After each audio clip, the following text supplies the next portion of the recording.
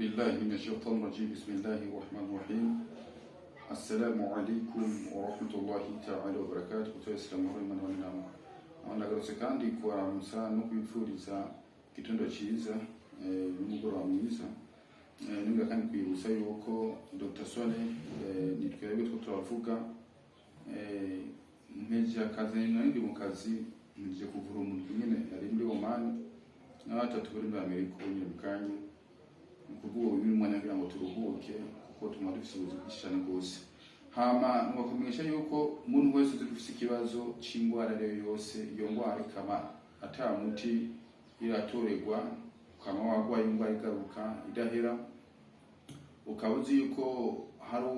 umukunzi ufise yaguhemukiye ndetse ukaba uzi yuko kesi na kesi nkunda gutora amaraporo y'abantu bari muri Saudiya usanga afise nk'abahungu mu Burundi barabahemukiye banabo baragwaye ushobora kuburi ikibazo cyose ushobora kuba ufise ushobora kuturondera ku nimero yacu ya telefone 68 143 908 8 mu gihe rero ufise ibimenyetso nigire mvuge kumena ku mutwe mu ruhande rumwe kumva umukirizi bo barakene gose kumva wabara mu giti cy'umugongo kumva ahantu wicaye wumva umenga hari hijwi riguhamagara kujya mu ijoro ukarota indoto z'inzoka kujya mu ijoro ukarota uri kurasamba ndi kurabigwa kujya mu ijoro ukarota uri kuragwana uri kwako n'ibikoko kujya mu ijoro ukarota ubona hari binogo byose bigaragaza yuko wewe warotswe kubona hari imigambi hari imirimo yawe ukora itatera imbere umuntu yatanguye gukora ibibazo bagatembera bagasubira inyuma kimenyetso rero ko washobora kuba waragize wararotswe no kuvuga ibimenyetso byinshi bya jini mahaba makatani byinshi rero wewe mazimiso uvuga ati ukeneye ibiro cya telefone ni ngaho nyine tuza kwishira ko ngaho ku cyo kiganiro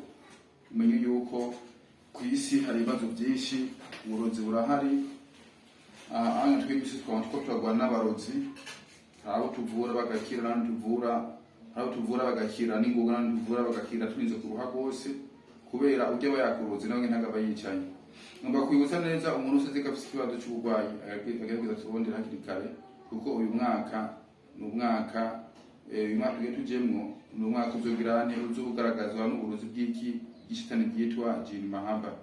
kuri ubwo rero ni kuvuga iki uyu mwaka ingo nyinshi zizosambuka abazo bashakanye kwahukana ku bwinshi usabanyuzo bwinshi cyane rwose kubera iki hazoba twatewe n'icyaduka cy'ishitani byitwa jini mahaba kuri ubwo nyine rero je ndibaza iyo ni haba icyo keneye kutubaza wandike commentaire ngaho hasi aho tubwandi muri biro wandike commentaire ngaho hasi nimba nafise ikibazo naho uturonde muri inbox dushobora kugufasha kandi aho uzoba uri hose